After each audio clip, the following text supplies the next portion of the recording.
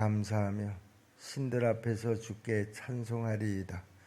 내가 주의 성전을 향하여 예배하며 주의 인자하심과 성실하심으로 말미암아 주의 이름에 감사하오리니 이는 주께서 주의 말씀을 주의 모든 이름보다 높게 하셨음이라. 내가 간구하는 날에 주께서 응답하시고 내 영혼에 힘을 주어 나를 강하게 하셨나이다. 여호와여, 세상의 모든 왕들이 주께 감사할 것은 그들이 주의 입의 말씀을 들음이오며 그들이 여호와의 도를 노래할 것은 여호와의 영광이 크심이니이다. 여호와께서는 높이 계셔도 낮은 자를 굽어 살피시며 멀리서도 교만한 자를 아심이니이다. 내가 환난 중에 다닐지라도 주께서 나를 살아나게 하시고 주의 손을 펴사 내 원수들의 분노를 막으시며 주의 오른손이 나를 구원하시리이다. 여호와께서 나를 위하여 보상해 주시리이다. 여호와여, 주의 인자하심이 영원하오니 주의 손으로 지으신 것을 버리지 마옵소서. 아멘. 다윗의 시입니다. 다윗이 이 시를 쓸 때는 사울에게 한참 쫓김을 당할 때였으니까요. 생명의 위협을 당하는 그런 처지였다고 여러분들이 생각을 하시면서 이 시편을 여러분들이 읽고 묵상하시는 것이 맞습니다. 사람은 누구나가 다 고통 없이 살기를 원합니다. 그런데 어떤 사람도 이 세상에서 그 고통의 문제에서 자유로운 사람은 한 사람도 없다고 생각을 합니다. 요즘처럼 전 세계에 창궐하는 이 코로나19 전염병으로 어려움이 닥치기도 하고요. 또 국가 경제가 불안한 상황에서 재정적인 어려움을 겪을 수도 있습니다. 지금 우리가 어렵다 하지만 어쩌면 이 어려움이 시작에 불과한 어려움일 수도 있다고 생각을 합니다. 또 이렇게 국가적인 어려움보다는요, 나 자신의 개인적인 문제로 인해서 또 가정의 문제로 인해서 더 큰 고통을 겪을 수도 있습니다. 지금 오늘 이 시편은 이런 고통과 어려움 속에서요, 진짜 승리하는 비결이 뭘까? 여러분, 우리 모두가 다 이런 고통에서 자유로울 수 없다고 하면 이 고통 가운데서 우리가 승리하는 비결을 배워야 될 줄로 믿습니다. 지금 다윗은요, 고난 속에서 승리하는 사람이 되기 위해서는 일상 속에서 하나님을 찬양하며 살아야 된다, 그렇게 다윗은 말하고 있습니다. 다윗 그 스스로의 생활 고백인 것이죠. 그 생명이 왔다 갔다 하는 그 위기의 상황 속에서도, 그러니 그 환경이 좋을 리가 없지 않겠습니까? 때로는 동굴 속에서 잠을 청하기도 하고요. 먹을 것을 구하지 못해서 며칠씩 굶주리는 그런 시간도 분명히 있었으리라고 생각을 합니다. 그런데 다윗은 그런 극심한 고난들을 다 견디고 이겨나갔다라고 하는 것이죠. 고난은 때때로 예고 없이 우리를 찾아와서 행포를 부리고 또 우리의 삶을 갈갈이 찢어놓는 것도 우리가 종종 또는 간혹 경험하는 일입니다. 그 고통이 어떤 종류의 고통이든지 간에 그 고통은 우리의 마음을 낙심시키고요, 또 하나님을 향한 예배의 마음을 빼앗아 가버리는 것도 사실입니다. 고통이 누적이 되고 그 고통이 점점 세어지기 시작을 하면 하나님 앞에 예배 드리는 것도 귀찮아지기 시작을 합니다. 또 그 예배 자리에서 벗어나고 싶어 합니다. 그 고통을 벗어나기 위해서 이런저런 방법을 찾다가 보니까 세상 일이 더 분주해지기 시작한다라고 하는 것이죠. 그러니 자연스럽게 예배가 멀어질 수밖에 없는 것입니다. 그런데 그런 환난과 어려움 속에서도 더 하나님을 찬양하고 하나님을 경배하는 그런 사람이 있습니다. 바로 다윗이죠. 다윗은 하나님의 마음에 합한 사람이었습니다. 그 다윗은 이런 극심한 고난 가운데서도 나는 하나님을 전심으로 송축한다, 이렇게 고백을 하고 있습니다. 1절 말씀입니다. 내가 전심으로 주께 감사하며 신들 앞에서 주께 찬송하리이다. 다윗은 지금 사울에게 쫓기면서도요, 그러니까 도망자의 신세이면서도요, 오히려 하나님을 찬송한 노래를 기록하고 있는 것입니다. 그는 고난 속에서도 이렇게 놀라운 찬양시를 남겼고요. 또 그 시편의 말씀을 통해서 우리는 지금도 위로를 받고 또 격려를 받고 있는 것이 사실입니다. 하나님은 찬양에 능한 사람이었던 다윗을요, 모든 고난 속에서 건지시고요, 마침내는 이스라엘의 왕으로 세우신 것을 우리 모두가 잘 알고 있습니다.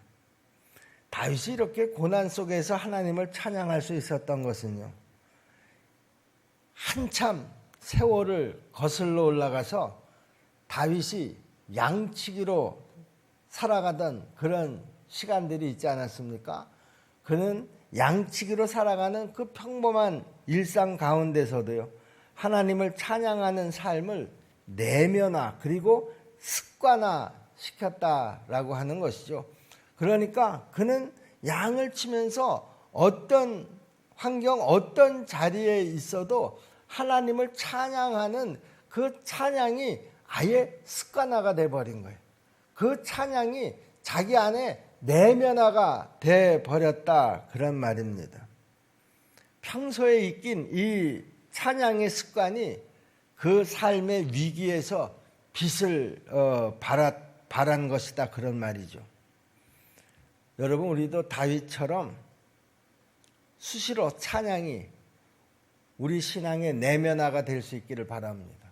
습관화가 될 수 있기를 바랍니다. 그래서 매일의 삶에서 내가 어느 자리에 있든지 항상 하나님을 찬양하는 그런 성도들이 될 수 있기를 바랍니다. 찬양은 하나님을 영화롭게 하는 우리의 기도인 줄로 믿습니다. 하나님은 우리의 찬양 가운데 우리와 함께 하시고 우리의 영혼을 격려하시고 우리를 강하게 하신다고 시편 22편 3절에서도 말씀하고 있습니다. 이스라엘의 찬송 중에 계시는 주여, 주는 거룩하시니이다. 이스라엘의 찬송 중에 계시는 하나님, 내 찬송 중에 계시는 하나님. 여러분, 우리에게도 이런 신앙의 경험과 고백이 있기를 바랍니다. 내가 하나님을 찬송하는 가운데 하나님을 체험합니다. 하나님께서 지금 나와 함께 하시는구나 하는 것을 내가 느낀다, 그런 말이죠. 하나님의 임재를 경험한다, 그런 말입니다. 우리가 찬송 가사 하나하나를 우리가 곱씹으면서 그러면서 찬송을 부르다 보면 그 찬송을 작시한, 그 찬송을 작곡한 그 당시에 그 사람들의 그 신앙적인 체험을 공유할 수가 있는 것이죠. 그 찬송이 그냥 만들어진 것이 아니잖아요. 그 찬송을 작시한 그 사람의 그 순간의 신앙의 고백이 바로 찬송과 가사라는 것이죠. 여러분, 우리가 그 신앙을 내 고난 중에 함께 공유할 수 있다고 하면 그 당시에 그 찬송가 작사가가 경험했던 그 하나님의 임재를 나도 함께 경험할 수 있게 될 줄로 믿습니다. 여러분, 우리의 영혼이 하나님께서 주시는 그 새로운 힘으로 강해질 때요, 내 눈앞에 있는 모든 어려움과 그 고난을 이기고 승리하게 해 주실 줄로 믿으시기를 바랍니다. 또 우리가 고난 속에서 승리를 경험하려고 하면은요, 나를 다스리시는 하나님의 통치를 전적으로 신뢰해야 합니다. 여러분, 믿음이라고 하는 것이 뭡니까? 전적인 신뢰입니다. 나에게서 그 전적인 신뢰가 전제되지 않으면 우리는 하나님을 믿는다고 할 수가 없습니다. 여기 3절 말씀을 보세요. 다윗이 이렇게 고백을 합니다. 내가 간구하는 날에 무슨 말입니까? 내가 하나님 앞에 기도하는 그 순간에 주께서 응답하시고 내 영혼에 힘을 주어 나를 강하게 하셨나이다. 여러분, 어떻게 내 영혼에 힘을 주고 나를 강하게 하셨다는 거예요? 내가 하나님 앞에 기도하는 그때에 하나님께서 나와 함께 해주신다라고 하는, 내 기도를 들으신다라고 하는 이런 확실한 믿음이 생겼기 때문에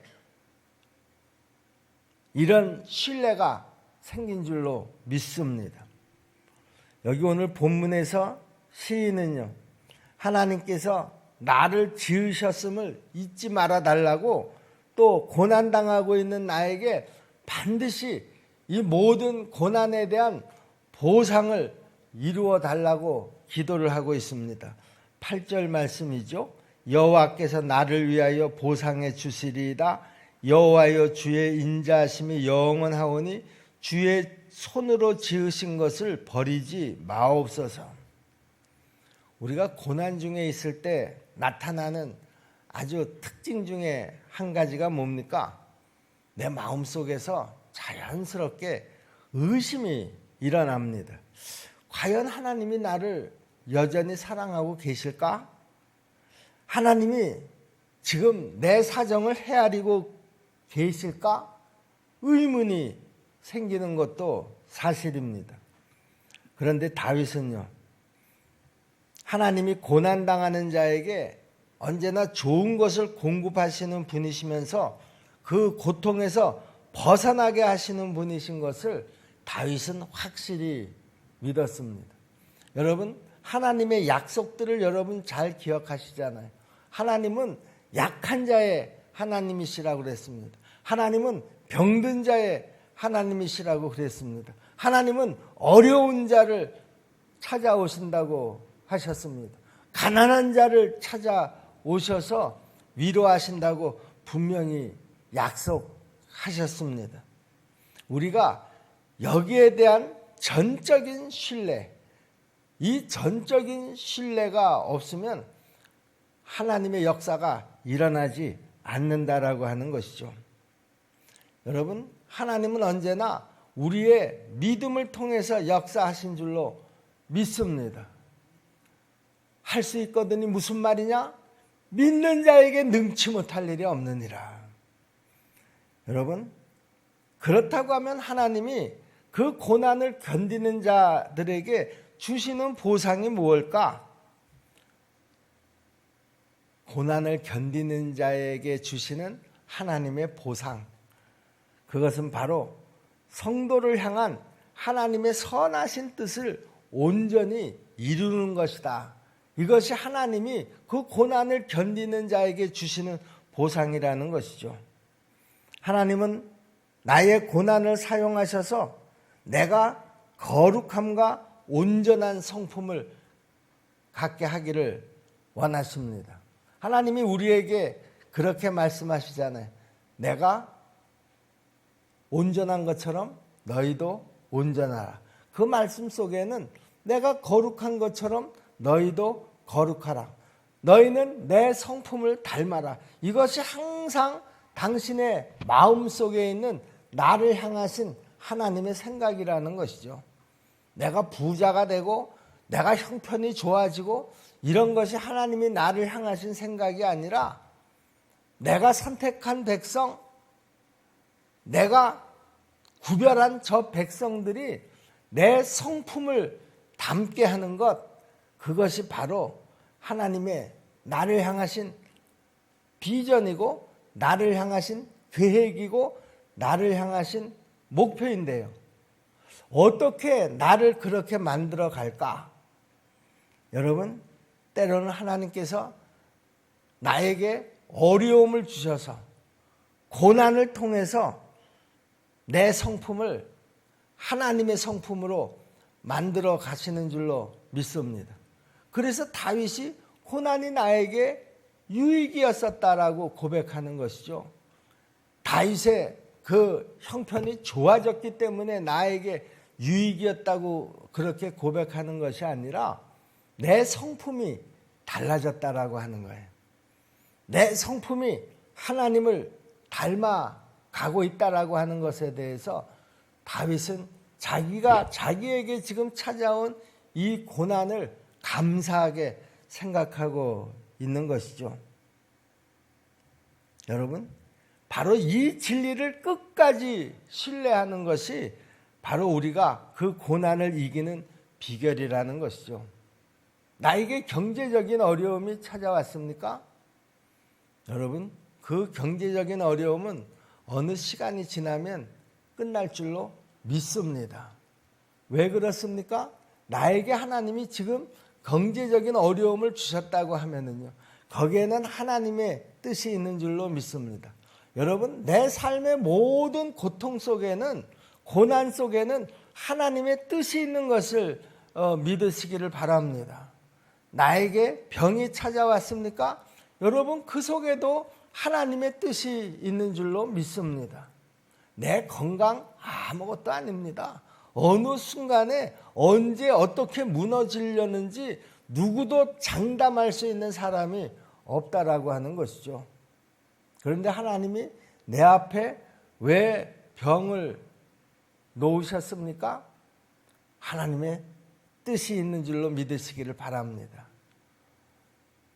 그 속에 하나님이 계획하시는 것이 있다, 그런 말이죠. 하나님은 지금 그 병으로 나를 다스리고 계시고 계신다, 그런 말이죠. 그 경제적인 어려움으로 나를 지금 만들어가고 계신다, 그런 말입니다. 우리 십정동교회 성도 여러분, 이 세상에 우연히 일어나는 일이라고 하는 것은 하나도 없습니다.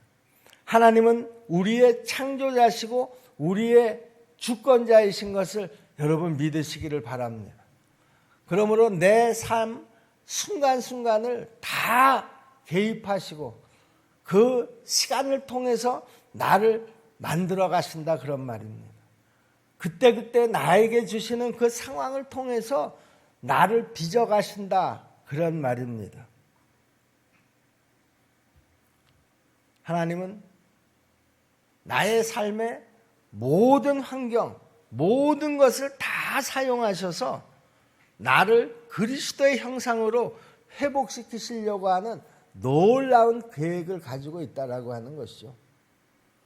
여러분들을 세상에 무슨 재벌을 만드는 것이 하나님의 나를 향하신 계획이 아니라는 거예요.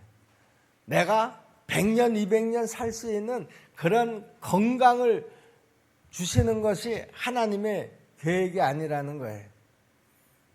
하나님께서 정하신 그 시간 속에서 나를 어떻게 하면 하나님의 성품으로, 그리스도의 인격으로 만들어갈 수 있을까?